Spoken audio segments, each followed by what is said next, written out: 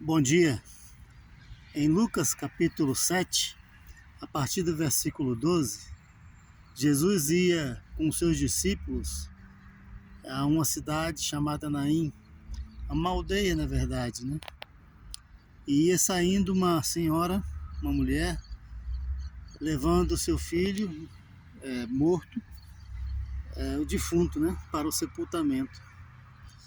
Com ela, grandes multidões, provavelmente, né? Com certeza chorando, se lamentando. Jesus se encheu de compaixão dela, parou o cortejo fúnebre, tocou o caixão e deu uma ordem, conversou com o defunto e disse: levanta-te, e entregou a sua mãe, vivo, saudável, por causa da sua compaixão para com aquela mulher.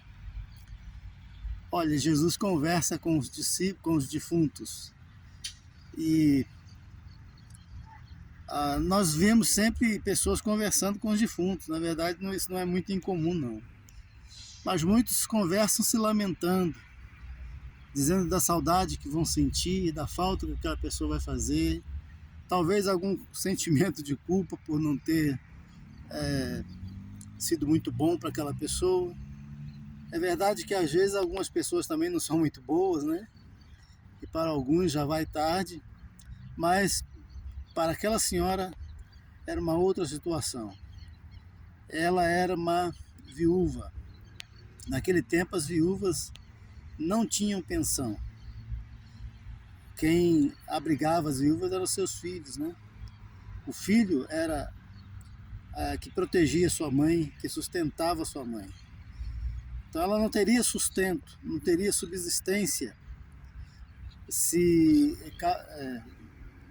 com a morte do seu filho, né? Jesus então salva aquela mulher dentro da sua história, da sua subsistência, porque ela lhe devolve o seu filho, que era único. Então ela poderia continuar subsistindo, existindo dentro do tempo com seu sustento. Também aquela mulher não deixaria descendência, e deixar descendência para eles naquele tempo, naquela época, naquela cultura, naquele povo, era muito importante. Não é como hoje, né? Hoje as pessoas não... A maioria das pessoas não se importa. Se não tiver filho é até bom. Para muitos é até uma bênção, né? Mas para eles não. Deixar descendência era como continuar existindo, continuar vivendo, né? Através da sua descendência. Também deixar descendência para o reino do Messias, o prometido. E o Messias estava ali, eles nem sabiam ainda, mas estava ali o Cristo, o Filho de Deus vivo.